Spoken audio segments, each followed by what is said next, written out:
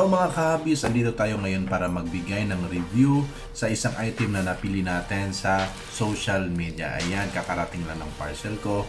Kaya ito, I'm excited para buksan ang aking nabili. Napansin ko lang sa parcel ko, hindi ito nakabalot ng bubble wrap. Nakabox naman ang item natin. Kaya mostly sa mga items na nakabox, binabalot ito ng bubble wrap. Maganda naman ang box ng ating item. Medyo classy din siya ng dating dahil ito ay with printing na silver in a black background at saka napapaloob pa may isang box pa rin. Yan po, nabuksan natin at yan po ang napapaloob sa ating box. Ayan, may styrofoam na cover pa siya to protect the item natin.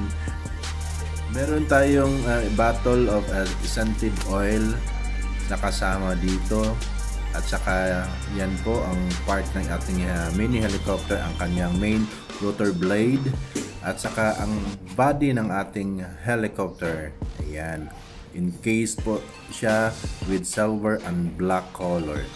Ayan po, so madali lang ang ating pag assemble nito. Kukunin natin yung main rotor at saka ilagay ito sa rotor mast or yung pinakadulo ng ating helicopter para po sila ay mag-join.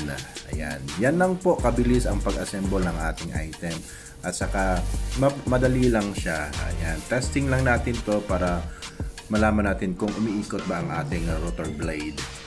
At saka po sa kanina meron tayong bottle of scented oil. Ilalagay naman po yun sa ilalim ng base ng ating main helicopter. Yan po, ayan po, may cork, pabilog siya na cork. Yan po natin ilalagay ang ating scented oil.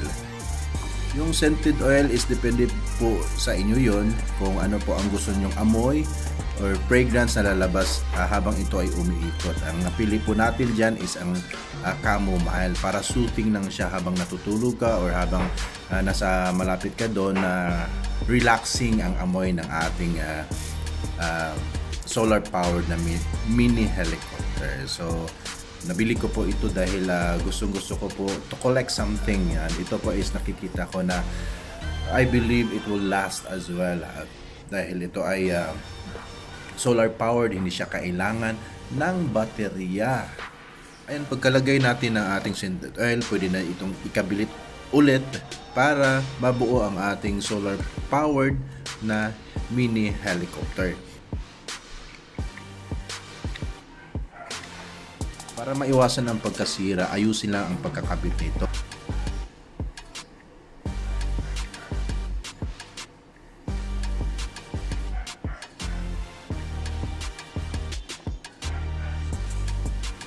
Ayan, ready na ang ating solar powered mini helicopter for a testing.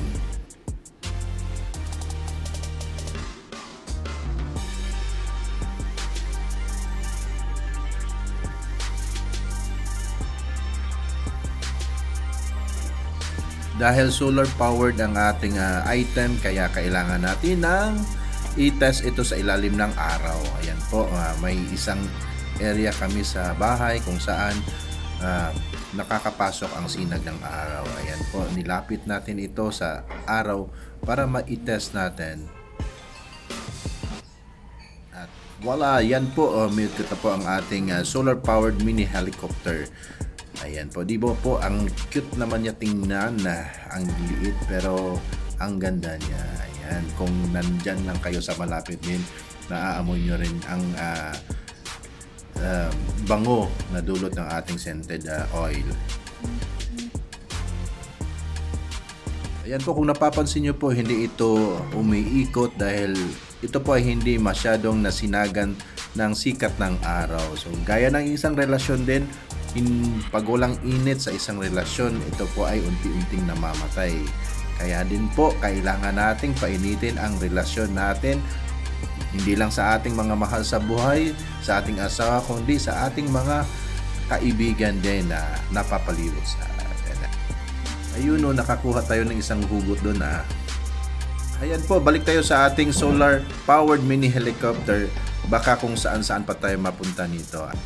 Kung hindi nyo din alam po ang mga bagay na ganito, pwede itong makaka-distress sa inyong mga buhay. Kaya kung gusto nyong maibsan ang stress niyo, bili kayo ng mga ganitong bagay din. Ayan, maraming salamat po sa mga nandyan, nagsubaybay at sumuporta sa ating video na ito. Kung hindi nyo, gusto nyo pong bumili, punta lang po kayo sa aking TikTok shop at pwede kayo makabili ng mga items lang ito. Salamat!